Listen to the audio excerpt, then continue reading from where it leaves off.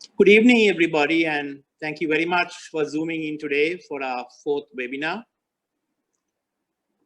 Thank you very much to Dr. Chamara Wijesinghe too for coming in today and sharing his experience and knowledge with us. Thank you, Dr. Chamara. This is the 4th webinar in our series of 4 webinars during the month of September. As you can see, the other 3 webinars previously are shown on the screen. And we have also planned for October to acknowledge World Mental Health Day. We have planned 4 more webinars, very interesting webinars with 4 different panelists. So please make sure that you note the dates and tune in. Here is the Sinhala. And here is the Tamil. This will be the first webinar in October with Dr. Dulangi Dahanayaka. The topic will be enriching the parent-child relationship, and the medium will be Sinhala and English.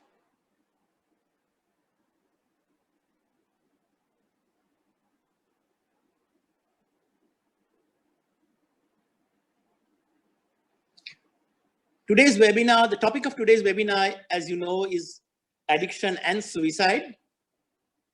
We hope it will be as interesting as the previous 3 webinars. The topic for today and the roots of MM are interesting to note. Sumithrayo was set up in 1974 as a suicide prevention center, and in 1984 they realized that over 30% of suicides were linked to addiction. So that's why the Sumithrayo Drug Demand Reduction Program, or Medura, was set up in 1984, and it functioned initially as a 6-week residential rehab program and then changed over in 2004 to a daycare program that included family support and follow-ups for 2 years. We have had extraordinary results in recovery, and we would like to give you our contact details at the end of this session. It is very important that we first go through a kind of overview on addiction to help you to understand what addiction is all about: the hows, the whats, the why, and the when.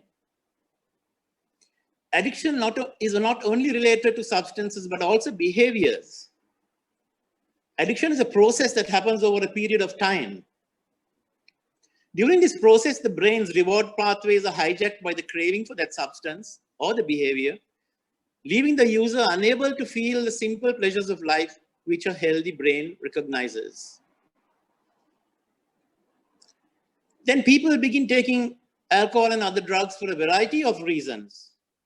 To feel good, feeling of pleasure, get a high, to feel better, example, to relieve stress or discomfort, to do better, to improve performance, curiosity, and also importantly, peer pressure.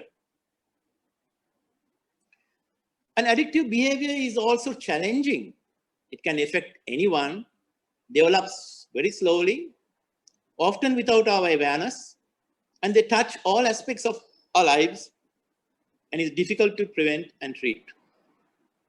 I would like to now ask Dr. Chamara Wijesinghe to maybe talk about these last 3 slides in Sinhala and a little bit of a summary in English. Over to you, Dr. Chamara.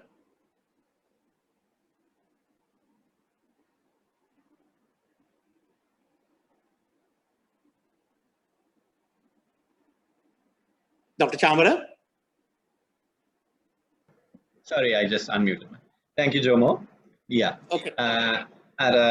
Jomo කියපු විදිහට අපේ මොලේ තියෙනවා pleasure center එකක් කියලා. කියන්නේ අපේ සතුට ආවහම උත්තේජනය වෙන ස්ථානයක්. එතකොට ඒක සාමාන්‍ය තත්ත්වයට යම් කිසි ජයග්‍රහණයක් ලැබපු විදිහකට.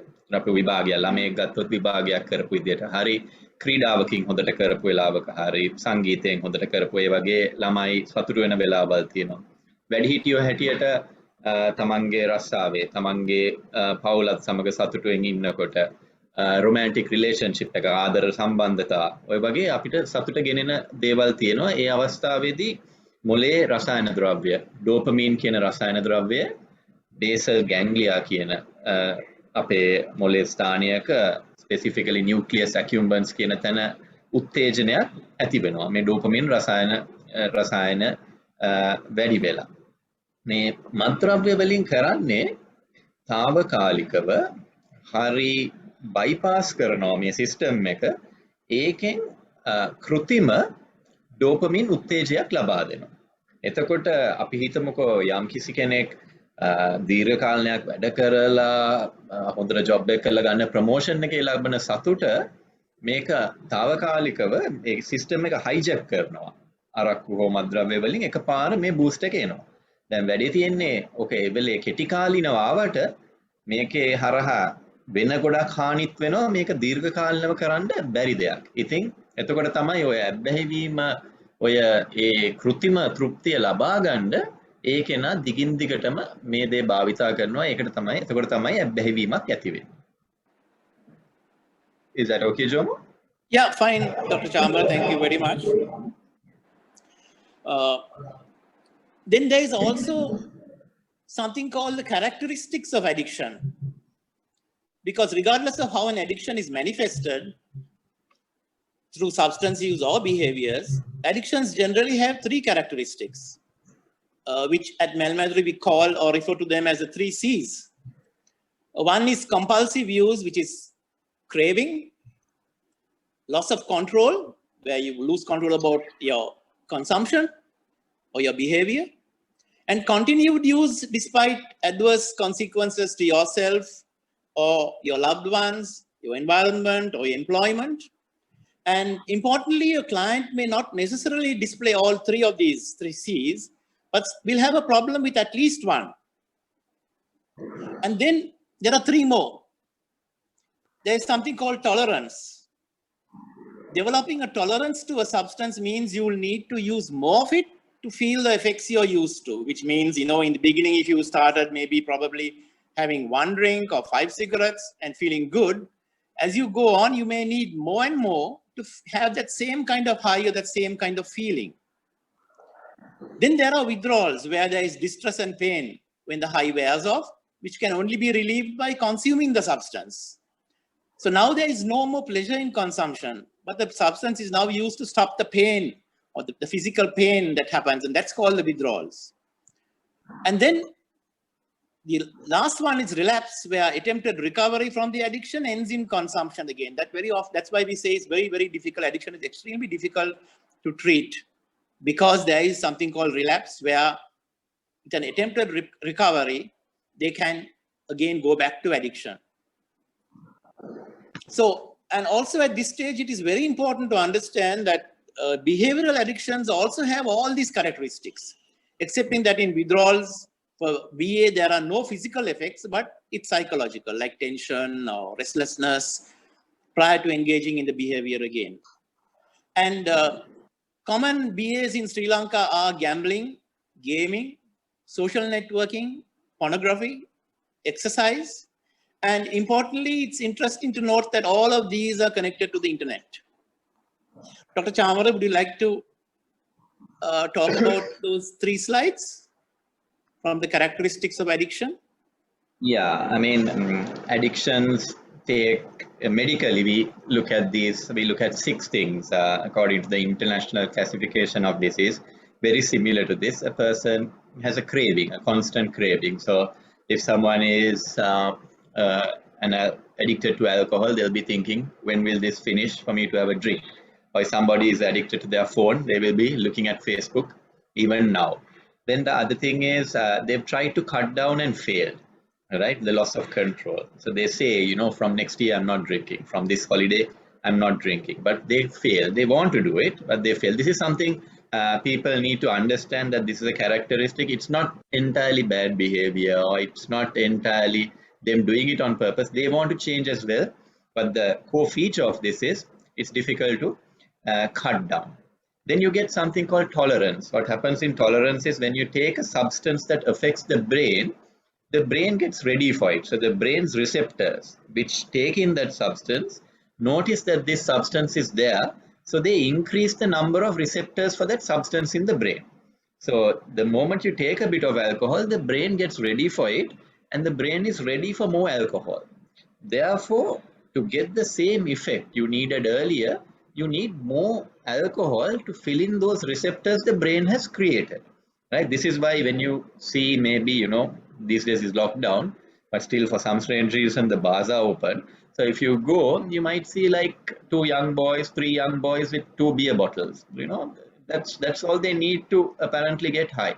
But at the same time, you'll see a 40-year-old man drinking half a bottle of Gallaraku. So gradually the brain increases the receptors for alcohol, and the person has to take more and more of the substance. And then the concept of withdrawal comes is the brain is calm when those receptors are filled with alcohol, because the brain has these receptors ready, alcohol is there, the person is at a relative level of comfort. You take away alcohol, either let's say lockdown and you can't find alcohol, or he genuinely wants to stop, he or she genuinely wants to stop, that receptor becomes unstable. And that's when the shakes in alcohol, the inability to sleep, and various, you see, hallucinatory things, and very serious fits even can occur. So these are the features. And if you look at what Jomo mentioned about behavioral addiction, you get very similar features in somebody like a young person addicted to their phone or gaming. Gaming disorder is mentioned in the Diagnostic Statistics Manual, or the American, where all illnesses are there as a illness. So some boy playing PUBG will have the same symptoms. He will be thinking about it during his class. He will want to cut down but can't. He will initially want it for half an hour, but he'll continue to play it. And once he cuts down, he's very irritable and aggressive. So there's no real difference between somebody on heroin and somebody severely into a game. They both will start neglecting other pleasures, and though they will see their life going down, their marks going down, their families having problems, they will continue to use it. Yeah, Doctor, a quick summary in Sinhalese would be great, if you don't mind. Yeah. එතකොට ඔය ඇබ්බැහිවීමක ලක්ෂණ තමයි ඕනේ ඇබ්බැහිවීමක ඒ ද්‍රව්‍ය ගැන නිතර ඒක ඔළුවට මතුවෙනවා. ඒ ගැන තමයි හිතන්නේ. එතකොට බොන කෙනෙක්ට දැන් කාට හරි වෙඩින් එකකට එන්න කිව්වොත් කල්පනා කරයි කවුද මේ බඳින කට්ටිය, මොනවද කණ්ඩ තියෙන්නේ, මියුසික් තියෙයිද, එහෙම නැහැ. එතකොට බොන කෙනෙක් ගත්තොත් බොණ්ඩ තියෙයිද. ට්‍රිප් එකක් යනවා කිව්වොත් කොහෙද යන්නේ, ලස්සන තැනකටද, මොනවද කරන්නේ නෙමෙයි, බෝතල් අරන් යනවාද. ඒ වගේ ඔළුවට නිතරම මතුවෙන්නේ ඒ ද්‍රව්‍ය සම්බන්ධ සිතුවිලි. මේ කට්ටිය අපි සමහරවිට මේගොල්ලන්ට අපි බේබද්දු කියනවා, ඇබ්බැහි වෙච්ච අය කියනවා, කුඩ්ඩෝ කියනවා. එහෙම වුණාට ඒගොල්ලන් 100%ක් ඒගොල්ලන් නරකයි කියන්න බෑ. මොකද ඒගොල්ලන්ටත් මේක නවත්තන්න ඕනේ. හැබැයි කට් ඩවුන් කරන එක, අඩු කරන එක හරි අමාරුයි. ඒකත් මේ රෝග ලක්ෂණේ කෑල්ල. තුන්වෙනි එක තමයි ටොලරන්ස් කියන්නේ. ඒ කලින් ගත්ත ප්‍රමාණය, කලින් තිබුණ සතුට ගන්න අවශ්‍ය මත්ද්‍රව්‍ය ප්‍රමාණය වැඩි වෙනවා. හෙරොයින් පැකට් එකකින් පටන් ගන්න කෙනෙක් රුපියල් 500කට දීලා එකපාරට රුපියල් 3000යි 5000යි දවසේ පඩියට වැඩි වෙනවා. ඉක්මනට ඒ ටොලරන්ස් එක ඇති වෙනවා. ඒ මොලේ තියෙන රසායන ද්‍රව්‍ය වල වෙනසක් නිසා. ඒ ද්‍රව්‍යයට ඇබ්බැහි වුණාට පස්සේ ඒක නැවතුවාම මේක ගොඩාක් වැදගත් දෙයක්. මොකද ගොඩක් අය හිතනවා මේ මත්ද්‍රව්‍ය ගන්න අයට ඇයි මේක නවත්තන්නේ නැති, මේක වැරදි දෙයක් වගේ, ළමයි අඬනවා, වයිෆ්ලා තරහ වෙලා ඉන්නේ, මේක නිකන් නවත්තන්න කියලා. ඒගොල්ලන් නවත්තන්න හැදුවාම අර මොලේ ඇති වෙලා තියෙන වෙනස නිසා එකපාරට මොලේ අස්ථාවර භාවයක් ඇති වෙනවා. ඒ වෙලෙට නිින්ද යන්නේ නැහැ, ඇඟපත රිදෙනවා, තරහ යනවා. ඒ අමාරුවට තමයි අපි withdrawal කියන්නේ. ගොඩක් කට්ටිය ඒ තත්ත්වය නිසා ඒගොල්ලන්ට නවත්ත ගන්න බැරි වෙනවා. මේ දෙකම අපි හෙරොයින් වලට ඇබ්බැහි වෙච්ච කෙනෙක්, මත්ද්‍රව්‍ය වලට ඇබ්බැහි වෙච්ච කෙනෙක්ගේම ලක්ෂණ අපි දකිනවා තරුණ ගේම්ස් ගහන අපේ තරුණ පරපුර අතරේ ඒගොල්ලන්ට මේක ගැන තමයි මතක් වෙන්නේ හැම වෙලාවෙම මොන පන්තිය තිබ්බත් ගේම් එක මතකයි නවත්තන්න හැදුවට පැය භාගෙන් නවත්ත ගන්න බෑ එන්නෙම පාවිච්චි කරන ප්‍රමාණය වැඩි වෙනවා නැවතන එක අම්මා බැරි වෙලා ෆෝන් එක හරි ෆෝන් එක ඩේටා කැපුවොත් එහෙම තරහ යනවා හැසිරීම වෙනස් වෙනවා ඉතින් ඇබ්බැහි වීම ඔක්කොම එකම ස්වරූපයක් තමයි ගන්න. Okay, doctor, thank you so much on that. And we need to also refresh a little bit on the routes of administration, how people take in these alcohol and other drugs. So of course, number one is oral, that is through your mouth. Second is injection or intravenous or intramuscular. Third is inhalation, like smoking cigarettes. And the fourth is mucous membranes or sniffing or intranasal. And we have this little kind of 4 columns here, which gives you the information of the substance that is used, the form, how it is presented, the route it takes, and the type, because there are 2 types. Either it is a depressant and a stimulant, or a depressant or a stimulant. So alcohol and tobacco, the leading addictions in Sri Lanka and at Medura, people who come for help. And people must remember that these are the 2 legal drugs. Alcohol and tobacco are the 2 legal drugs, and they are the leading substances that cause addiction in Sri Lanka. And followed by heroin and cannabis, and then ice, and then ecstasy, cocaine, LSD, and the smokeless tobacco. So this is also very interesting for you to note that although people talk a lot about heroin, it's the alcohol which is number 1. It's the number 1, and importantly, alcohol and tobacco are considered the gateway drugs. Why I say gateway is because if you talk to a person who is taking heroin, he'll always tell you that he started drinking alcohol first, and then he started smoking cigarettes, and he maybe probably still smoke cigarettes with his heroin. So they are considered the gateway drugs, and that's very important to know. Dr. Chamara, could you like to take that in Sinhalese, if you don't mind?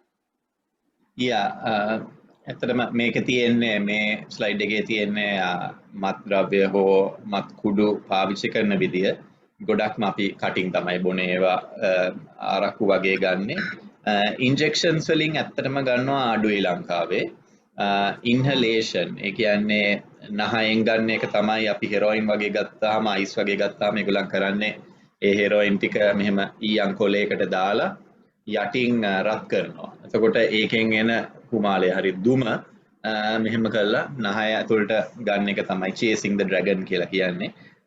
ඒක තමයි පාවිච්චි කරන විදිය. වැඩිපුරම තියෙන්නේ ඔය දෙක තමයි. ඔය ක්‍රමවේද වලට තමයි මේගොල්ලන් ගන්නෙ. ඊළඟ ස්ලයිඩ් එකේ තියෙනවා. ඔව් එතකොට මේකෙන් පේන්නේ මේ වැඩිපුරම පාවිච්චි ගත්තාම වඩාත්ම අපි ගොඩක් වෙලාවට හෙරෝයින් ගැන අයිස් ගැන එහෙම කල්පනා කරන ඒවා භයානක මත්ද්‍රව්‍ය ලංකාවේ තියෙන හැබැයි වැඩිපුරම භාවිතා වෙන දේවල් තමයි අරක්කු හරි මත්ද්‍රව්‍ය හරි සිගරට් කියන එක දුම්බැටි කියන එක. ඉතින් මේ දෙකේ තියෙන අනිත් වැදගත්කම තමයි මේවා තමයි ගේට්වේ හරි මුලින් මේ දරුණු ඇබ්බැහිවීම් වලට අඩිතාලම ඇති කරන මේ මත්ද්‍රව්‍ය. මොකද හැමෝම මේවා නීතියෙන් තහනම් නැති හින්දා තරුණ පරපුර නිකන් try කරලා බලනවා. ඒකට කියලා තියෙනවා මේවා ගත්තොත් ලොකු හානියක් වෙනවා හැම කියලා අරගෙන බලනවා ලොකු දෙයක් වෙන්නේ නැහැ. ඊට පස්සේ සිගරට් බොන කෙනා චුට්ට ගංජා වලට ගංජා වලින් හෙරෝයින් වලට එකපාර කවුරුත් හෙරෝයින් පාවිච්චි කරන්නේ නැහැ. හැමෝම යන්නේ ගොඩක් වෙලාවට මේක බියර් එකෙන් සිගරට් එකෙන් පටන් ගන්න එක තමයි. ඉතින් අපි ටාගට් කරනවා නම් කාට හරි උදව් කරන්න ඇත්තට මේ දේවල් ඉලක්ක කරගෙන අපේ ප්‍රයත්නයක් ගෙනියන්න පුළුවන් නම් ඒක තමයි වඩාත්ම වැදගත් වෙන්නේ. Hey, doctor, thank you very much. I would like to just refresh people about from where these drugs come from. And top left is the tobacco leaf, of course. Top right is the coca plant from which the cocaine is made in a lab. Bottom left is the cannabis plant. And bottom right is the poppy from where the heroin is made. And you can see here how the heroin is harvested, or the opium is harvested in the next slide. The opium, this is the way the poppy plant is harvested for opium and then taken to a lab and the heroin is made. Okay, so I'll just kind of move on because I don't think that is necessary in Sinhalese. I think people would have understood me. So an important task in thinking about changing alcohol and other drug use pattern is to figure out at what stage is the user at? Where is this user? And how can we change this user's behavioral patterns? So there is, of course, at the top of it is the non-use or the abstainers, and thankfully a huge percentage around the world are abstainers. And then there are the experimental users who use it just to check things out. And then there's the occasional users, the regular users, the abusers, and of course the dependency finally.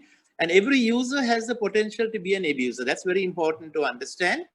And also another thing which that's very important to understand is that, for instance, an occasional user can quickly go and become an abuser. And that this diagram that you're seeing is mostly towards alcohol consumption, because sometimes, for instance, an experimental use of heroin can become an abuser very, very fast. Dr. Chamara, would you like to take that in Sinhalese? Oh, ඇත්තටම මේ කෙනෙක් ඇබ්බැහිවීමක් කරහා යන මාර්ගයක් තියෙනවා. ඒක ඉතින් ගොඩක් අය පාවිච්චි නොකර ඉන්නවා. ඊට පස්සේ නිකන් try කරලා බලනවා. මේ try කරලා බලන එකට තමයි ඇත්තටම මාධ්‍ය, තමන්ගේ ඉන්න යාළුවෝ, ඉන්න පරිසරය, ඒව වැදගත් වෙන්නේ, peer pressure කියන එක. ඒ මාධ්‍ය ජාල වලින් එහෙම ඒවා මුතු විදියකට තරුණ අයගේ මනසට මේවා ඇතුල් කරනවා. ඒත් එක්කම නරක ආශ්‍රය නිසාත් මේ හරහා එක්ස්පෙරිමන්ට් එකක් කරන්නේ, මේ try එකක් දීලා බලන්න පුළුවන්. එහෙම කරනකොට සැරෙන් සැරේ කරන්න කාලයක් තිබෙනවා, occasional use. ඊට පස්සේ හැම සතියකට සැරයක්ම වැඩේ ඉවරුණාම ඒ වගේ regular user කෙනෙක් වෙනවා. ඊට පස්සේ තමයි හානියක් වෙන්නේ ඇඟට. එක්කෝ කායික හානියක් වෙන්න පුළුවන්, මානසික හානියක් වෙන්න පුළුවන්, සමාජීය හානියක් වෙන්න පුළුවන්. තමන්ගේ ආර්ථික තත්ත්වය හෝ පවුලේ ප්‍රශ්නයක් හරි, ජොබ් එකේ වැඩ කරන්න නැතුව හරියට. එතකොට තමයි අපි abuse කියන්නේ. යම් කිසි හානියක් වෙනකොට ඒ තත්ත්වයක් ඔබට ගිහිල්ලා මේ දේ නැතුව ඉන්න බැරි තත්ත්වයක් ආවොත් ඒ වෙලේ තමයි අපි කියන්නේ dependence හරි ඇබ්බැහි වීම කියලා. ඒතකොට යම් කෙනෙක්ට උදව් කරනවා නම් අපි මේ කෙනා මේ ස්ටේජ් එකේ මොන තත්ත්වෙද ඉන්නේ කියන එක මත වැදගත්. එතකොට අපිට non use, experimental use, occasional use වගේ අයට ඒගොල්ලන්ට මේ දේවල් වල හානිය ගැන කියලා දෙන්න පුළුවන්. එතකොට ඒගොල්ලන්ව නවත්ත ගන්න පුළුවන්. හැබැයි dependence වගේ ඒ තත්ත්වයට ආවොත් ඒගොල්ලන් දන්නවා හානිය නවත්ත ගන්න බෑ. එතකොට ඒගොල්ලන්ට උදව් කරන විදිය සමහරලාට වෙනස් වෙන්න පුළුවන්. බෙහෙත් වෙන්න පුළුවන්, ඇතුල් කරන්න වෙන්න පුළුවන්. ඒ වගේ තත්ත්වයකට අපි යනවා. ඉතින් මේ තමන් ඉන්න තත්ත්වය මේ ඇබ්බැහි වීමේ හරි වැදගත්. Okay, thanks, Dr. Chamara. Then also you get what we call the phases of addiction, where somebody can ask, what phase am I in? There is the progressive phase where use turns for relief and tolerance starts developing, where people start using it because they want relief from stress and various other things, and tolerance starts to develop. Then you get the crucial phase where use increases and problems start to emerge.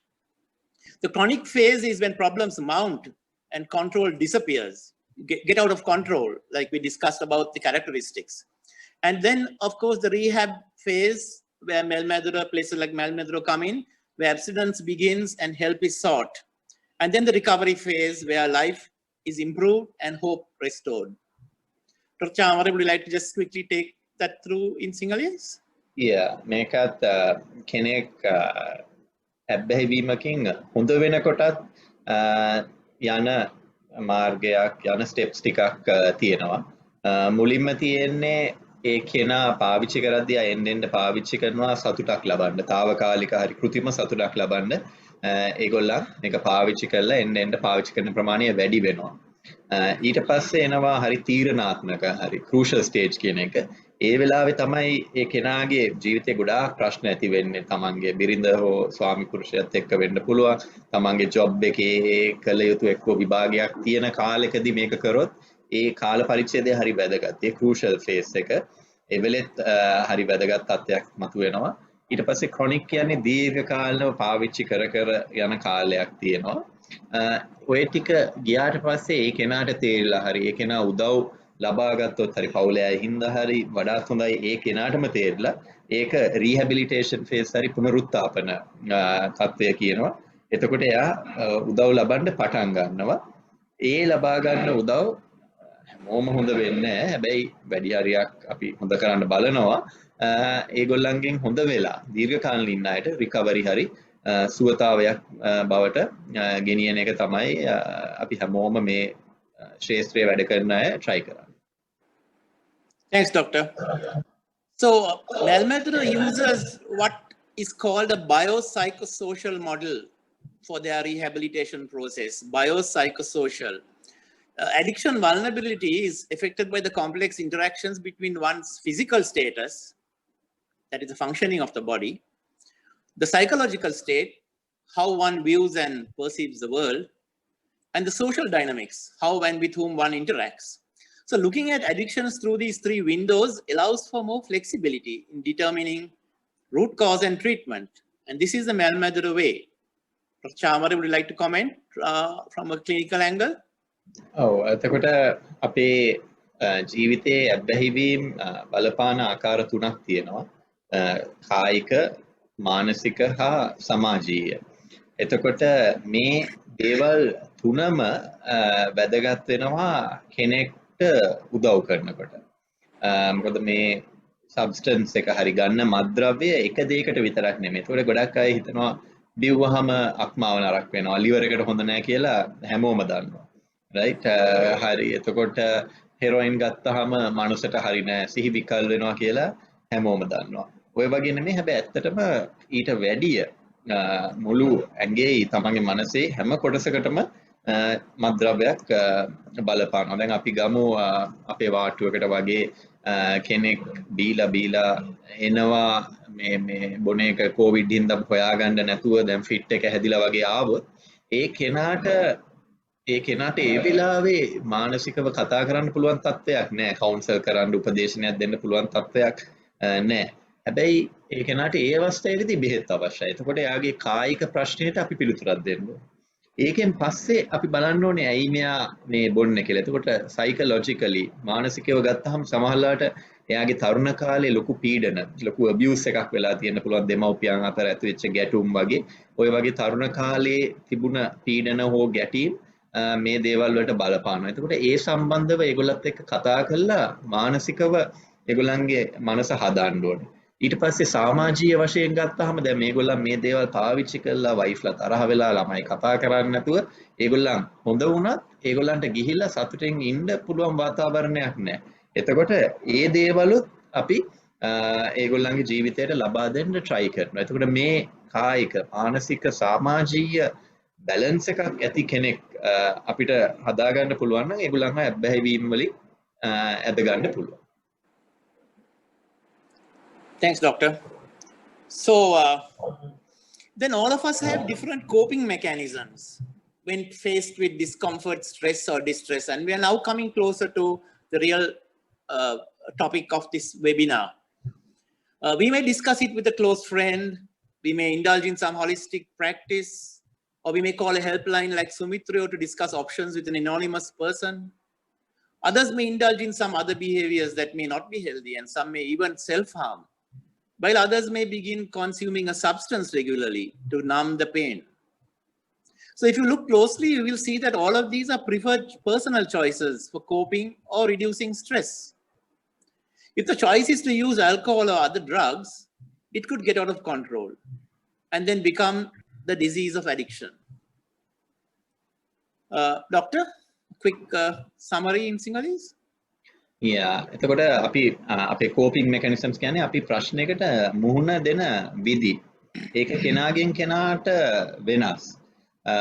එතකොට ගොඩක් අය අපි ඉන්න සමහර අයට ප්‍රශ්නයක් අහම තරහ යනවා. සමහර අයට ඇඬෙනවා. සමහර අය ඒක හොඳට විශ්ලේෂණය කරලා ඒකට පිළිතුරක් සපයනවා. සමහර අය මේ ප්‍රශ්නයෙන් පලා යනවා. මේවා හැමෝගෙම ප්‍රශ්න වලට මුහුණ දෙන විදි. ඒවා normal. ඒ කෙනාගේ පෞරුෂත්වය හරි personality එක හැදෙන්නේ ඒ මත. හැබැයි එක්තරා සමාජ මත නිසා හරි කෙනෙක්ගේ තියෙන ඇබ්බැහිවීම වලට ඇති ප්‍රවණතාවය නිසා සමහර අය මේ ප්‍රශ්න වලට මුහුණ දෙන විදියට එක පිළිතුරක් හැටියට ගන්නේ ඇබ්බැහිවීම. එතකොට අපේ නිකන් සමාජයේ තියෙනවා මේක බොණ්ඩෝනේ ප්‍රශ්නයක් කියන එක. right? අවක අඩියක් ගැහුවා නම් හරි.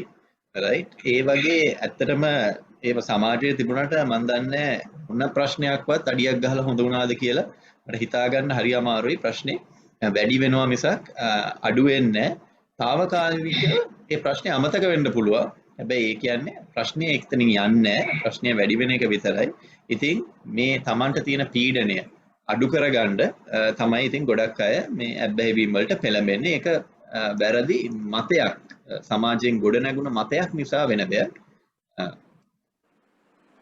Thanks, Doc. So, an impulsive behavior is when you act quickly with no thought to the consequences. There's nothing on your mind beyond that exact moment. And that's what brings about an impulsive behavior. So impulsivity can influence alcohol and other drug use. And the effects of alcohol and other drugs can also increase impulsivity. So some examples of impulsive behavior under the influence is breaking the law, attempting risky or daredevil acts, quick to lose temper, violence, demonstrating sadness, and also self-harm. And there is what we call the lethal triad.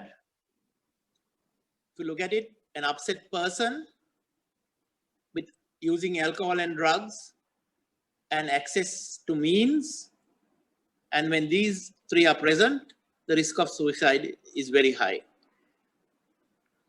Doctor, can you go through these two slides, if you don't mind, in Sinhalese? Yeah. About impulsivity? ඉම්පල්සිවිටි කියන්නේ ඇත්තටම අපේ ඇති ආවේගාත්මක බව. ආවේගයන් මත එක පාට තීරණ ගැනීම. ඒකට සමහර අය ඉම්පල්සිව් නෑ. කොච්චර ප්‍රශ්න තිබ්බත් කාම්ලි ඉන්නවා. සමහර අයට එක පාට තරහ යනවා, ගහ ගන්න වගේ යනවා. ප්‍රශ්න ඇති වෙන්න පුළුවන්. දැන් මේ අපේ මේ ආවේගයන් මත අපිට හිතෙන දේවල් කරන අපේ කන්ට්‍රෝල් එකක් ඇති කරන්නේ අපේ මොලේ ෆ්‍රන්ටල් ලෝබ් එක කියන අපේ ඉස්සරහ තියෙන මේ මොලේ කොටස. ෆ්‍රන්ටල් ලෝබ් එක තමයි ඇත්තටම හියුමන් කෙනෙක්ගේ තියෙන අනිත් සත්තුන්ගේ හියුමන්ස් ලගේ තියෙන මූලිකම වෙනස තමයි මේ ෆ්‍රන්ටල් ලෝබ් එක හියුමන් බ්‍රේන් එකේ ප්‍රතිශතයක් හැටියට හරි ලොකුයි. අපි තෝ ලොකු සතෙක් ගත්තාම අපිට වැඩි මොලේ සයිස් එකෙන් ලොකුයි. හැබැයි අපි හිතමුකෝ ඒ කෙනාගේ ෆ්‍රන්ටල් ලෝබ් එකේ ලොකු මොලේ සයිස් එකෙන් ලොකු මොලෙන් 20ක් 30ක් වෙන්න පුළුවන්. හැබැයි හියුමන් ෆ්‍රන්ටල් ලෝබ් එක ඊට වැඩිය ලොකු ප්‍රතිශතයක් මොලේ කොටසක් ගන්නවා. ඒකට ඒකෙන් තමයි අපි වෙනස් වෙන්නේ වෙනත් සත්තුන්ගෙන්. එතකොට අපි තැනක ඉන්න විදිය, අපි දරුණු ලෙස හැසිරෙන්නේ නැති විදිය මේ ෆ්‍රන්ටල් ලෝබ් එකෙන් කන්ට්‍රෝල් කරනවා. ගොඩක් අය ඕගොල්ලන්ට මට උන තරහ ගියාට මම ඇක්ෂන් එකක් ගන්න නැහැ ගොඩක් වෙලාවට. අපි හිතනවා මෙතන මුකුත් නොකර ඉන්න කියලා. මේ ඇල්කොහොල් වලින් හරි මත්ද්‍රව්‍ය වලින් කරන්නේ මේ ෆ්‍රන්ටල් ලෝබ් එක ඩිස්ඉනිබිට් කරනවා. ඒ කියන්නේ ඒකේ තියෙන කන්ට්‍රෝල් එක නැති කරනවා. එතකොට ඒක අපිට හොඳ උදාහරණයක් හැටියට ගන්න පුළුවන්. සමහරවිට අපි පාටි එකට හරි වෙඩින් එකකට වගේ ගියොත් සමහරවිට ඩාන්ස් කරන්න නැති කෙනෙක් හරි සින්දු කියන්න නැති කෙනෙක් වගේ ඒගොල්ලන් ඉම්පල්සිව්ලි ඒ දේ කරන්න පුළුවන්. ඉතින් මේක තමයි ඉතින් ඇල්කොහොල් වල හොඳ කියලා කියන්නේ. හැබැයි දැන් ඒ තත්ත්වය ඒ සිටුේෂන් එකේ එච්චරම නරක දෙයක් නොවෙන්න පුළුවන්. හැබැයි අපි හිතමු ඒ ඉන්න සිටුේෂන් එක හොඳ සිටුේෂන් එකක් නේ. එතකොට නැටුවා කියලා හරි සින්දු කිව්වා කියලා ලොකු හානියක් නැහැ. හැබැයි ඒ කෙනා ප්‍රශ්න මත ඉන්නේ ඔළුවට ඇවිල්ලා නම් ජීවිතේ නැති කරගන්න ඕනේ මට හානියක් කර මට ඉඳලා වැඩක් නැහැ කියලා අර කන්ට්‍රෝල් එක නැති බව ඒ පැත්තටත් හැරෙනවා. එතකොට අර පාටියේ සතුට නිසා මේ ඉම්පල්සිව් වෙලා නටපු කෙනා ගොඩාක් ප්‍රශ්න තියෙන කෙනෙක් නම් එයාට ඒ වෙලේ ජීවිතේ නැති කරගන්න හිතුනොත් අර කන්ට්‍රෝල් එක නැති හින්දා ඒ කෙනා ජීවිතේ උනත් නැති කරගන්න පුළුවන්. අපි ගොඩාක් වෙලාවට ඔය කෝච්චි වලට පනින බෙල්ලේ වැල දාගෙන ගොඩක් අය ඊට කලින් මත්පැන් පාවිච්චි කරනවා කියලා මත්පැන් පාවිච්චි කරලා තියෙනවා. එතකොට ඒ impulsivity එක අඩුවීම තමයි එතන අපි දකින්නේ. Okay, I think doctor explained that. Okay, so now a key manner in which suicide attempts differ, some of you may not have heard this before, is the degree of planning involved. So there are planned suicides which are non-impulsive. So it can be an attempted or a completed suicide. Highly planned attempts come with a great degree of preparation. Now, if you all may recall, there was a gentleman who took his life at the Torrington Independence Square sometime recently, and he went through a lot of planning. He purchased a gun sometime before that, then he paid all his debts out, he took his money out from the bank and donated it to various people and people who were close to him. And his plan was also, because he's living alone, he didn't want to die in the house alone, so he came out of the house and took his life at Torrington. So that is where people meticulously plan a suicide. They are non-impulsive. Great degree of preparation goes in. And the second type is unplanned, which is the impulsive. There again, people attempt and complete suicide with an unplanned or impulsive method of suicide. Unplanned attempts are impulsive and have little or no forethought.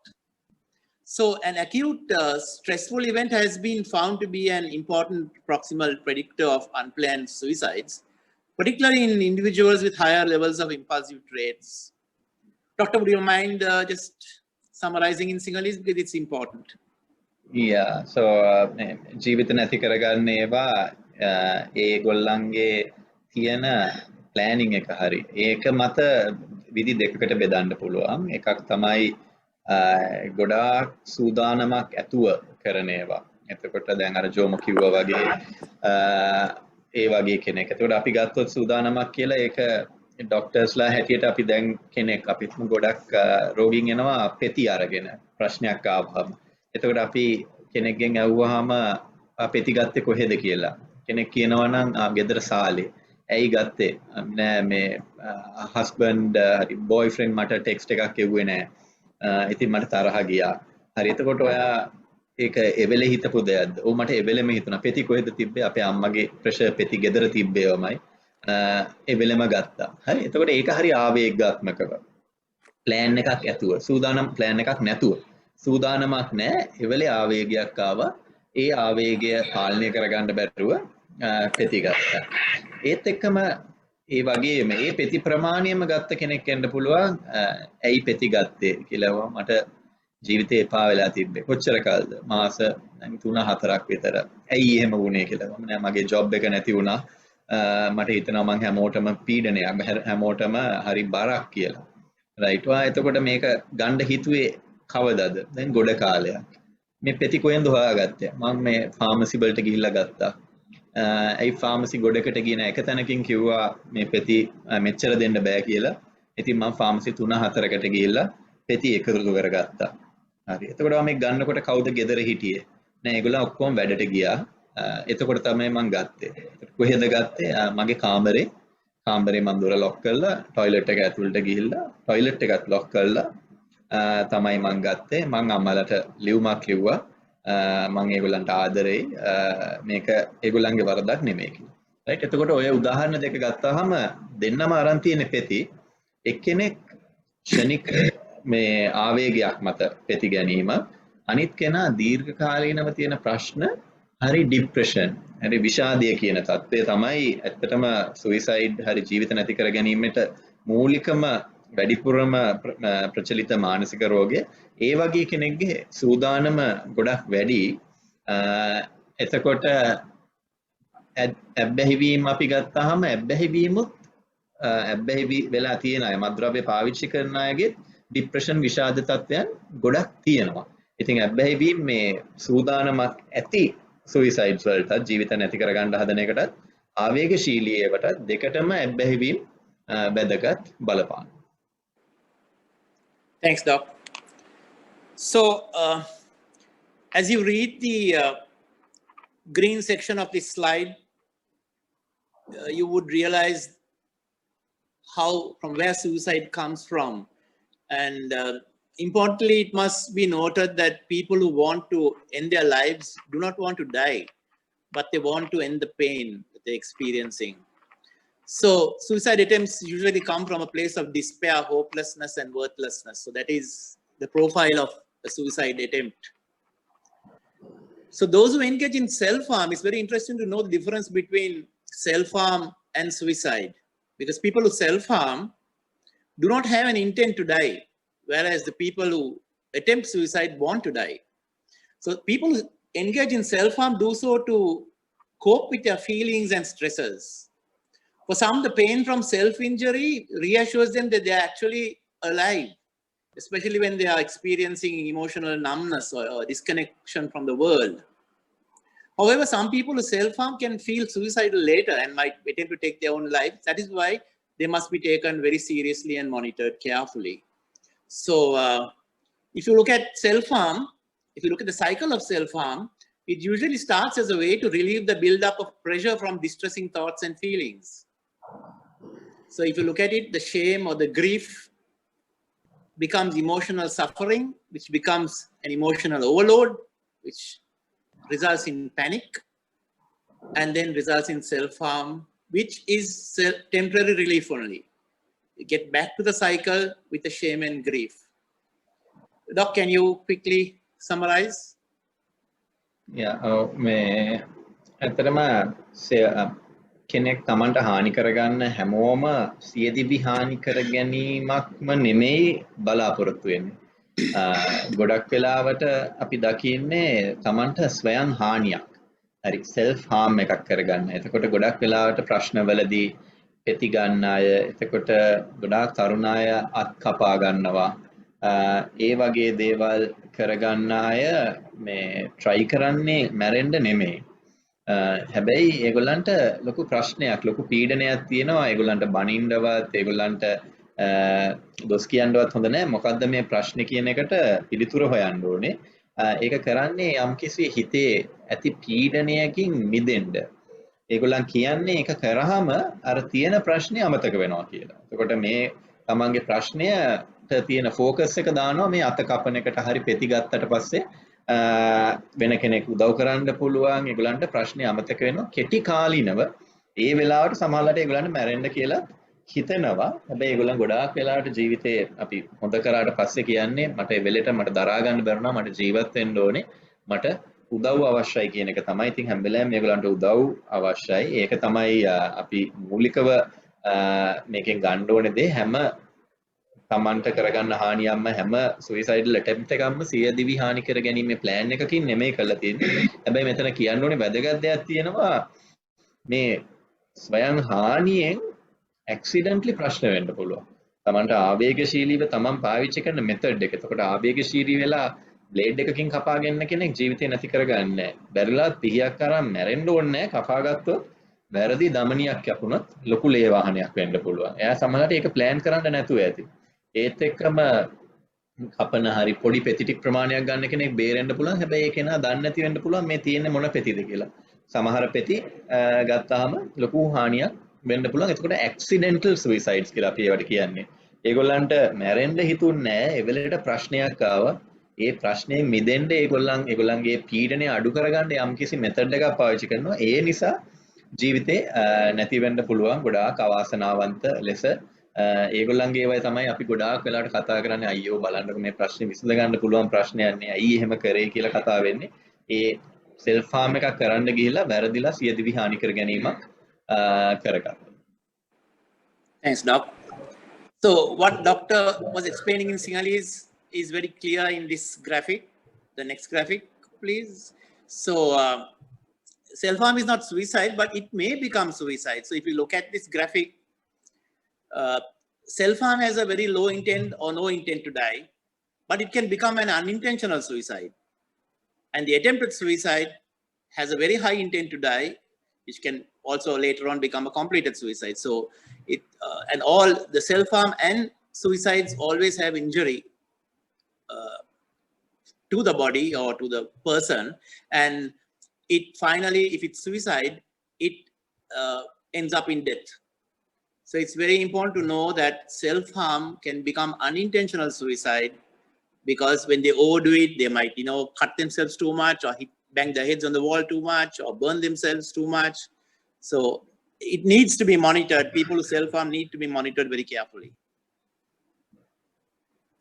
So alcohol and other drugs, the risk factor for self-harm, attempted suicide, and completed suicide. AOD promotes impulsive behavior.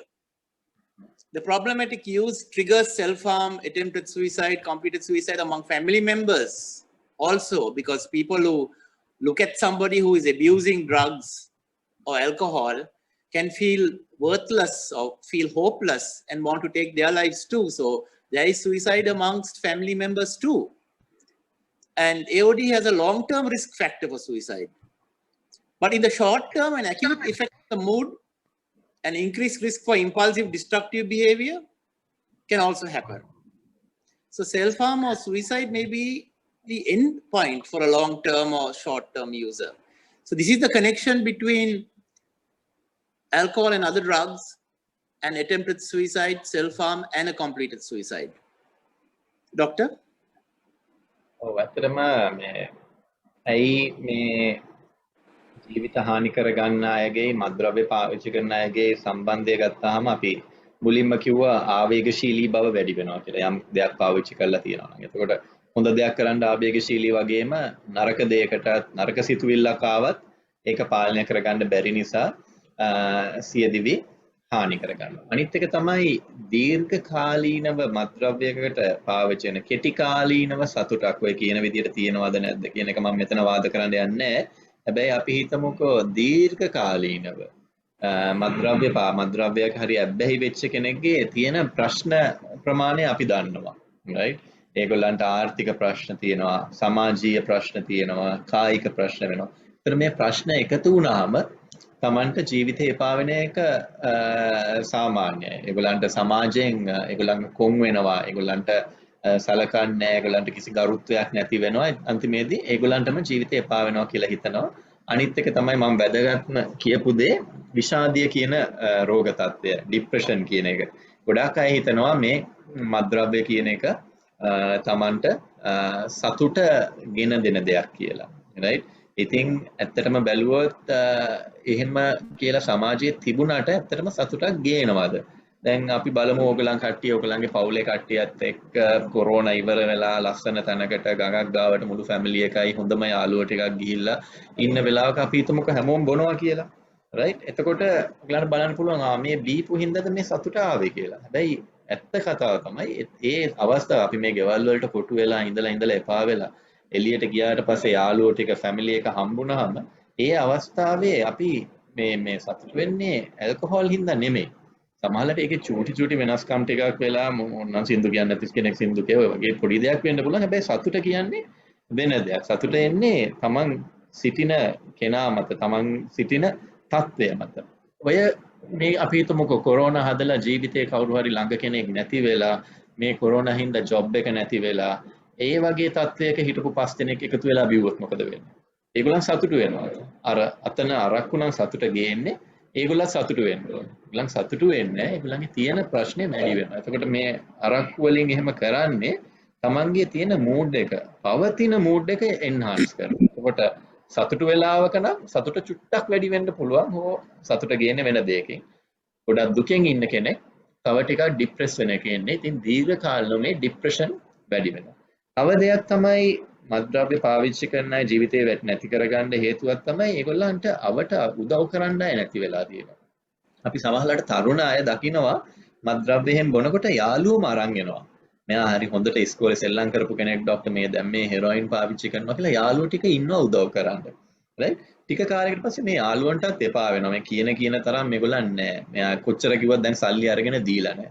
ඊට පස්සේ ඒගොල්ලන් එනවා wife කෙනෙක් එක්ක කාත් එක්ක හරි යාළු වෙලා වයිෆුත් එනවා අඬනවා බලන්න ડોක්ටර් මෙයා හරි හොඳයි උදව් කරන්න කියලා.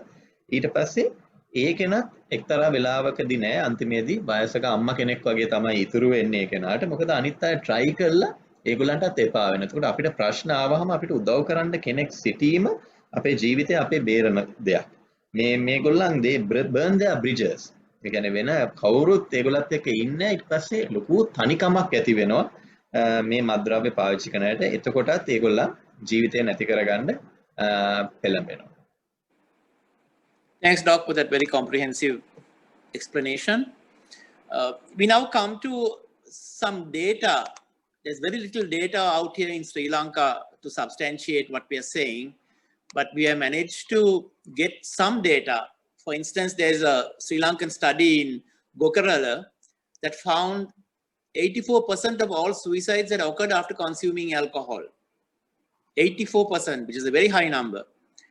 Another study, a psychological autopsy of 372 suicides in rural Sri Lanka, found that problem drinking or alcohol dependency was common among male suicides in 61% of cases, while alcohol misuse in another family member contributed to 14% of female suicide. Now, what it means here is that another family member means the female suicide was due to the male's addiction to alcohol misuse, which the female could not tolerate or could not bear. They were hopeless and helpless, so they took their lives. Another study said that 159 admissions of attempted suicide, 32% were visibly affected by alcohol. So now here you must, when you go back to our 1995, when we were had the highest suicide rate in the world of 47 per 100,000. If you look at the profile of the people who took their lives, were mostly farmers with access to pesticides at that time, very easy access to pesticides, and a little bit of alcohol, or a little more of alcohol, and a tiff with a family member or some moment of sadness made them very impulsive. They were very impulsive people. So they reached out to the first available substance, which was pesticide that was available in their homes. And that's how the suicide rate kind of escalated. But we managed to pull it back. So it is this access to means is the most important thing, to be able to monitor the access to means. If you take away the access, the means of taking your life, you can reduce suicide. So then addicts threaten to self-harm for money to feed addiction. This information I got when I spoke to Dr. Jagaruban in the Kilinochchi Hospital recently, and he's works tirelessly in the field of addiction there in the north. And he told me that a lot of people who are addicts threaten to self-harm for money to feed. For when they get the withdrawal symptoms, they need something, and if you don't have the money, they tell their loved ones, look here, if you don't give me the money, I'm going to self-harm. And often that self-harm gets out of control and they may accidentally suicide. It's important to note here also that the north, also as like in many other districts, they don't have any resources for rehab. So government hospitals just medically manage symptoms or the illness and send people back. So people do not have a follow-up system. There's no follow-up system where people will definitely relapse if they are not managed properly. I think Dr. Chamara will give you all a better impression of what's happening in hospitals and why they are not able to follow up, and why they are only able to medically manage and send people back home. So Dr. Chamara, would you like to comment on these stats? And statistics ටික නම් ඒක නම් තේරෙනවා. So numbers නැත්තම් ඔය withdrawal කියන එක ඇත්තටම හරි අමාරු situation එකක්. ගොඩක් වෙලාවට අපි ගත්තොත් heroin වලට තියෙන අබ්බැහිකම ඒගොල්ලන් එකට කියන්නේ sick එක කියලා. පාවිච්චි කරන්න නැතුව තියෙන අමාරුව ඇත්තටම ඔයගොල්ලන්ගේ ඇඟෙන් හොටු වෙනවා, කඳුළු වෙනවා, දාඩිය දානවා, ඇඟේ කැක්කුමක් ඒගොල්ලන් විස්තර කරනවා නිකන් යකඩ පොල්ලකින් ගහනවා වගේ කියලා කියන්නේ. බඩේ කැක්කුමක්, බඩේ ලියෑමක් හරිම අප්‍රසන්න තත්ත්වයක් එනවා. ඉතින් මේ අවස්ථාවේදී මේක නැති වුණත් ඒගොල්ලන් සමහරලාට සිය දිවි හානි කර ගැනීම වලට යන්න පුළුවන්. අරක්කු බොන්න නැතිකොට තියෙන withdrawal එකත් ඒ වගේ තමයි. අත් හෙල්ලෙනවා, නිින්ද යන්නේ, රූප පේනවා, විකාර රූප පේනවා. නිකන් නයි, සමහර වෙලාවට ලෙඩු කියනවා මේ වාට්ටු ඇතුලේ හැමතැනම නයි කොටි එනවා, ඒ වගේ වලස්සු ඉන්නවා, ඒ වගේ දේවල් නැති hallucinations පේන්න වුණත් පුළුවන්. ඒකෝල මේ අවස්ථාව මේ withdrawal තත්ත්වය ඇත්තටම සියදිවි හානි කර ගැනීම ස්වයං හානි විය හැකියි. ඔය behavioral addictions වලත් මම ඇත්තටම හරිම වාසනාවන්ත සිදුවීමක් මේ ළඟදී අපි දැක්කා. අම්මා කෙනෙක් අපිට හම්බුණා. ඒ අම්මා මේ එයාගේ පුතා ෆෝන් එකට ඇබ්බැහි වෙලා හිටියේ. ඒ ලෙවල් ලඟ වෙනවා පාඩම් කරන්නේ. අම්මා ෆෝන් එක අරගෙන පොළොවේ ගහලා තිබ්බා. මේ ළමයාට ඒ වෙලාවේ තිබ්බ ආවේගය පාලනය කරගන්න බැරි වෙලා ඒ ළමයා එයාගේ ජීවිතේ නැති කරගත්තා. ඒක අම්මා හිතලා කවදාවත් හිතලා කරන්නේ ඒ ළමයාගේ හොඳට කියලා ඒ කරපු දේ. හැබැයි ඒ withdrawal එකේ ඒ තමන් ඇබ්බැහි වෙච්ච දේ නැතිවීම ඒ අවස්ථාවේ ඒ කෙනාගේ ජීවිතය වැදගත්ම දේ බවට පත් වෙනවා. ඉතින් ඒකයි අපි හැම වෙලාවෙම ඔය හෙරොයින් අරක්කු ඒ වගේ දේවල් වලට ඇඩ්මිට් කරලා මුලින් ප්‍රතිකාර දෙනවා. ඒ අරක්කු ඒ හෙරොයින් හා සම්බන්ධ බෙහෙත් දෙනවා මේ withdrawal මේ තත්ත්වය අඩු වෙන්න.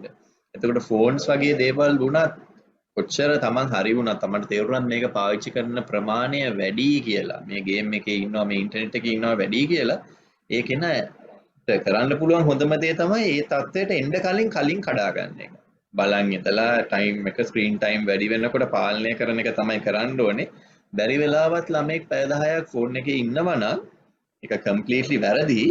හැබැයි පැය 10න් බිඳුවට යන්න බෑ. එතකොට සිවිය withdrawal එක තරහක් ආවේගශීලී දේවල් කරන්න පුළුවන්. ඒ පැය 10 පැය 9 කරලා 8 කරලා 7 කරලා 7 දීර්ඝ කාලයක් ඉඳලා ඔන්න ඔහොම ප්ලෑන් එකකට තමයි අඩු කරන්න ඕනේ. එතකොට මේ withdrawal කියන தත්ත්වය ගැන අපි ගොඩක් සැලකිලිමත් වෙන්න ඕනේ. Thanks, Doctor. Try to speed up a little bit since we are coming close to now about behavioral addictions and suicide. What is the connection here?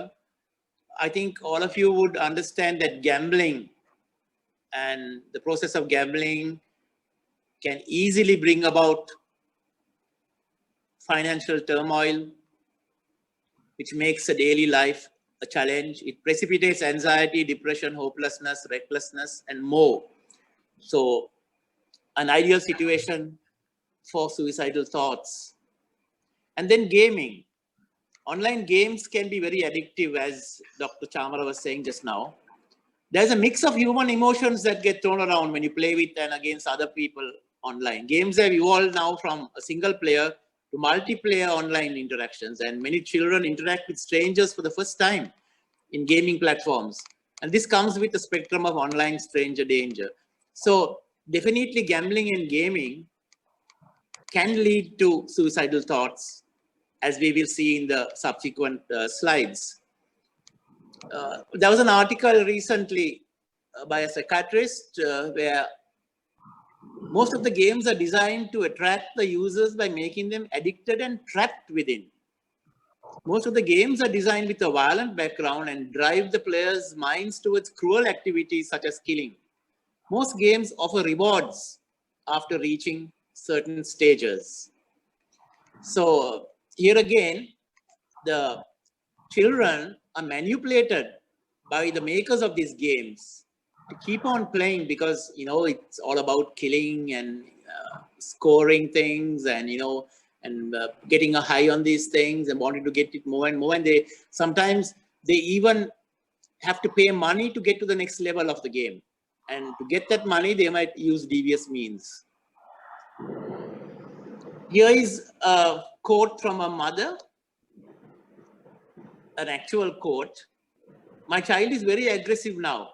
He plays games on the phone until 3 to 4 a.m. each day. When we advise him not to do that, he always blames us and behaves aggressively.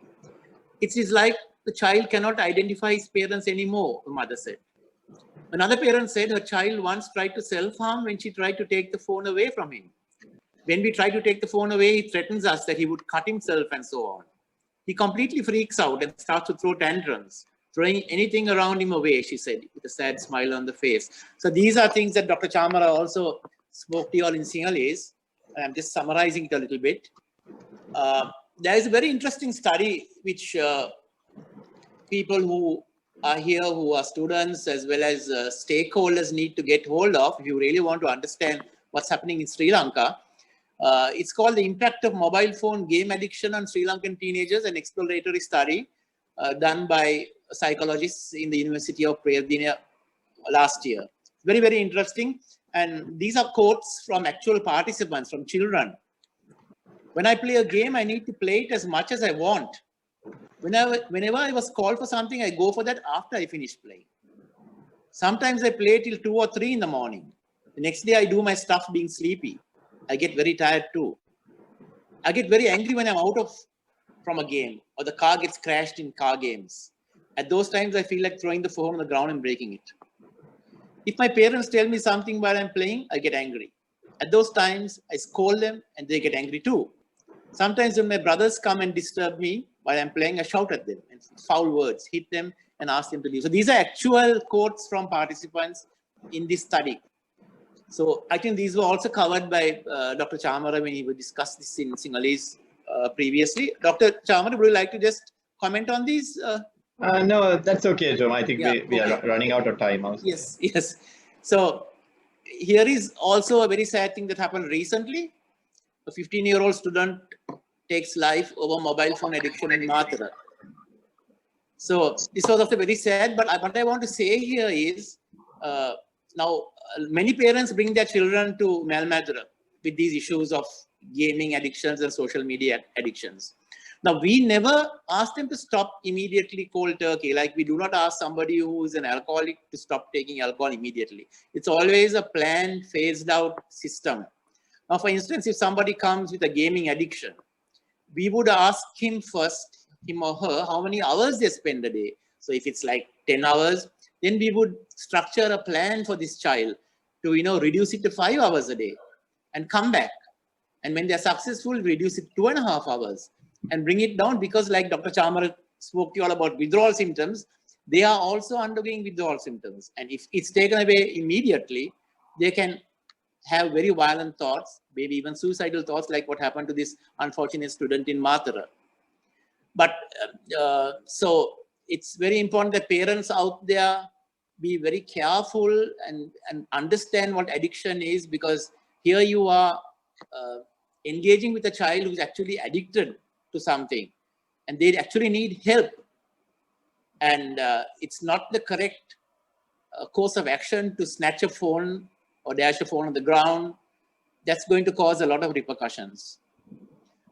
Doctor, I think you covered that too, right? Yes, yes. Sure. So, okay, so what can policymakers do? Now, this thing came out 2 or 3 weeks ago, where in China, this is a huge issue. And now they're imposing a curfew on online gaming for minors, the government has announced. Gamers under 18 will be banned from playing online between 8 o'clock and 8 a.m. They will also be restricted to 90 minutes of gaming on weekdays and 3 hours on weekends and holidays. It's part of China's latest move to curb video game addiction, which officials say is damaging to children's health. So now China, the way they're doing this is they are engaging with the gaming people and telling them, look, you got to do this because it's getting out of hand in our country. So we should not wait until it becomes a huge volcanic eruption, but we need to act fast. Like for instance, when our suicide rates were the highest in the world in '95, we acted quite fast and brought it back to manageable proportions. So we feel at Medura, because with the kind of people who come in for help there, that it is going towards an unmanageable situation where parents are also going to get involved in very sad situations that happen around them. So I came across this also. It's very interesting because I'm hoping that some stakeholder out there who's listening will start this up. Chiri is a helpline-driven initiative of the police. This is in India. This was from a Hindu article. For the emotional and psychological well-being of children hit hard by the pandemic, thrown up mobile phone addiction as one of the major issues among children in the district. So there's a helpline which is directed to the state facility, which forwards them to the districts concerned, where there are core teams and groups comprising of psychiatrists, psychologists, and 15 SPCs. And 3 teachers or 2. So SPCs fill the role of peers with whom children in distress may open up freely. Now, if you look at the last bit, 60 odd children, 7 from Ernakulam rural alone, have died by suicide for the flimsiest of reasons since the lockdown. So we want to inspire confidence in children that we are here to help them. So what we need here is somebody to start up a dedicated helpline for children who are addicted to the internet, gaming, social media, who are having trouble. So that somebody needs to start up, and it should be something that's dedicated only to this, so that children who have the issue will know where to call and they may get help. So again, about strategies to reduce suicide, we need to also discuss that, because we can't only talk about suicide. We need to talk about strategies. How are we going to reduce suicide? How are we going to help people? So if you look at this wheel, working to reduce suicide and self-harm as much as possible. I'll ask Dr. Chamara to talk to you about this in Sinhalese quickly. So we need tailor approaches to improve mental health and well-being across the whole population. I'm sure all of you would agree with that we need to improve mental health and well-being. It's very important first. Reduce access to means of suicide. We discussed that earlier. Support research, data collection and monitoring. It's very, very low, like I told you before. For instance, the research on addiction and suicide is very low. Only a few odd studies have been done, and we have to depend on the conversations we have with people who come and see us at Medura to understand what exactly is happening out there. Supporting the media in delivering sensitive approaches to suicide. The media has come a long way, and we at Sumithrayo engaged them many times, and now they even put the helpline at the bottom, and the images are less glamorizing about suicide, because years ago they used to show the means and the methods of suicide, and they used to use the word committed suicide, which is now not used generally, but words like died by suicide is used, completed suicide is used, which are very much more effective and may not cause other issues like what should I say, suicide that happen. They're called copycat suicides, where people read articles in the newspapers and they're vulnerable people and they don't see any helpline noted there at the bottom of the article, and they might even take their own lives again. So having a helpline noted at the bottom of an article depicting suicide is very important, because vulnerable people out there need to get help. So then providing better information and support to those bereaved by suicide. Here again, grief by suicide or bereavement is completely different to normal grief by normal deaths. Because when somebody in a family suicides or takes their life, the family undergoes a huge change, and they kind of build this what is called a wall of suicide around them, where nobody outside that wall is able to reach out to them and find out really what went wrong, because they don't know how to approach them. Something very sensitive has happened, something very tragic has happened, and they don't know how to approach these people. At the same time, the people inside this wall, they may blame themselves. They may feel guilty about it. And that can also cause suicidal thoughts amongst them. So it's very important that we provide better information and support to those who are bereaved by suicide. And then, of course, demonstrating system leadership and quality improvement across the system and within services, which stakeholders and policymakers must work together for this. And the overall, finally, you reduce the risk of suicide and self-harm in key high-risk groups. Dr. Chamara, would you mind, because this is important, would you mind talking in Sinhalese? I think that covers it now. So I'm of course happy with that. So I think Dr. in Sinhalese, would you mind to summarize in Sinhalese? Yeah, I think රෝගියාගෙන් රෝගියාට වෙනස් වෙනවා සියදිවි හානි කර ගැනීමේ තත්ත්වයට උදව් කරන එක. මූලිකම දේ තමයි මේ දේට තියෙන access එක අඩු කරන එක. එතකොට ලංකාවේ ගත්තොත් ගොඩාක් සියදිවි හානි කර ගැනීම එක්තරා කාලයකදී තිබුණා අපේ ගොවි ජනතාවක. මොකද ඒගොල්ලන් ගාව පලිබෝධනාශක එහෙම තිබුණා. ප්‍රශ්නයක් වුණොත් ගොඩාක් ප්‍රශ්න තියෙනවා ඒ කොටසට. ඒගොල්ලන්ට ගොඩාක් හානිදායක මාර්ගයක් අප ළඟම තිබුණ එක. ඊට පස්සේ regulations ගෙනල්ලා ඒ කඩවලට ඒක විකුණන විදිහ සාන්ද්‍රණය අඩු කරලා වෙන විදිහ. ඊට පස්සේ ඒවා නිවස්වල තියාගන්න, ගොවි පොළවල් වල තියාගන්න විදිහ ලොක් කරලා තියාගන්න ඒ safe boxes හැදුවා. ඒ දේවල් වලින් සියදිවි හානි කර ගැනීම අඩු කරගන්න පුළුවන් වුණා. ඒක ලොකු සිස්ටම් එකක් හැටියට. හැබැයි අපේ ගෙදරක ගත්තොත් කවුරු හරි ඉන්නවා නම් විෂාදය, ડિප්‍රෙෂන් වගේ රෝග තත්ත්වයක් තියෙන කෙනෙක්, ඒගොල්ලන්ගෙන් තියෙන පෙති ටික ඒගොල්ලන්ට දෙන බෙහෙත් වෙන කෙනෙක් තියාගන්න එක වෙන අයගේ ඒ වගේ දේවල් ගොඩාක් වැදගත් වෙනවා. ඊට පස්සේ ලොකුවට රටක් හැටියට ගත්තාම මාධ්‍යයෙන් මේක දේවල් ප්‍රකාශයට පත් කරන විදිය හරි වැදගත්. මොකද ඒගොල්ලන් ඒවා හරි සෙන්සේෂනලයිස් කරනවා. ඒකෙන් වෙන්නේ වෙන අයත් මේක කරන්න වෙන ප්‍රශ්න තියෙන අයත් හිතනවා මේක කරොත් ඒගොල්ලන්ටත් මේ වගේ ප්‍රසිද්ධියක් හරි මේ වගේ වැදගත් තැනක් එනවා වගේ දේවල් වැරදි ලෙස ඔළුවට යන්න පුළුවන්. එතකොට සාමාන්‍යයෙන් එක සියදිවි හානි කර ගැනීමක් වගේ වුණාම ඒ ආශ්‍රිතව තව දේවල් ඇති වෙන්න පුළුවන්. ඉතින් මේ වගේ දේවල් තමයි අපි ඇත්තටම බලන්න ඕනේ සාමූහිකව කළ හැකි දේවල් හැටියට මේ සියදිවි හානි කර ගැනීම අඩු කරගන්න. Okay, Doctor, thanks. So that brings us to the end of our sessions, but I'll just go through a little bit of information about how we approach, how Medura reaches out to people. For instance, we are now trying, as soon as the pandemic is over, hoping to start a support group therapy for alcohol dependency. And this is the way we kind of reach out to people without telling them don't smoke or don't drink, but we tell them to come and see us if they have a problem or if they're struggling. Our advertisements are designed in very, very creatively, and we get a lot of response from people.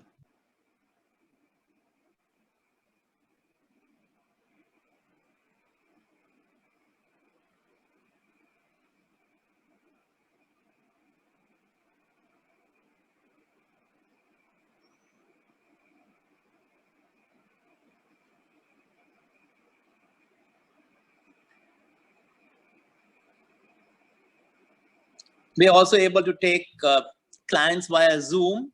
And the most important thing is, remember, our service is a free service. We don't charge anything. And it's a community service that we do. Here are our contact details. You'd like to write them down if you need to contact us. And of course, the Sumithrayo helpline details are also here. If you have something other than addiction to talk about, if you need to an anonymous person to listen to you in a non-judgmental manner, if you're feeling hopeless or worthless, please call Sumithrayo. I think Dr. Chamara has answered most of the questions. Dr. Chamara, am I right? Yes, there's one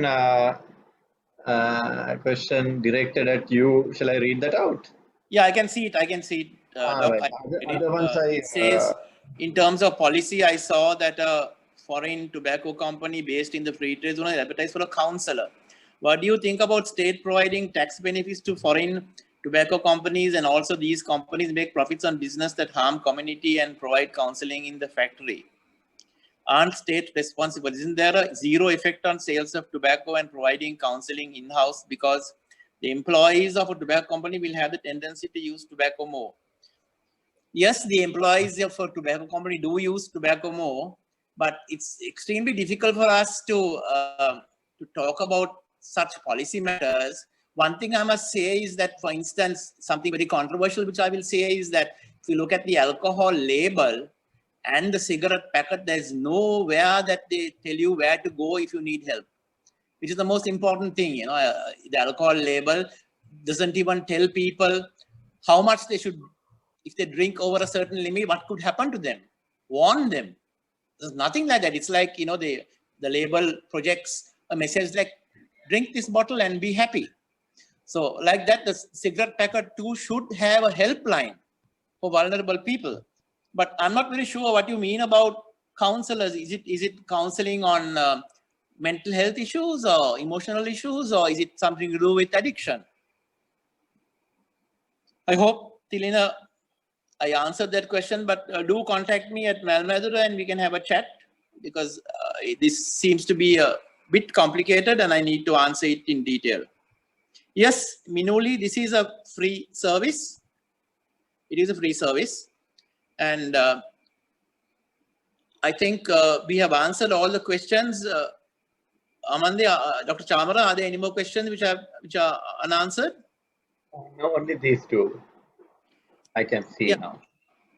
So we have overstayed by about 20 minutes and would like to thank all of you for zooming in. And I hope you found this a very interesting session.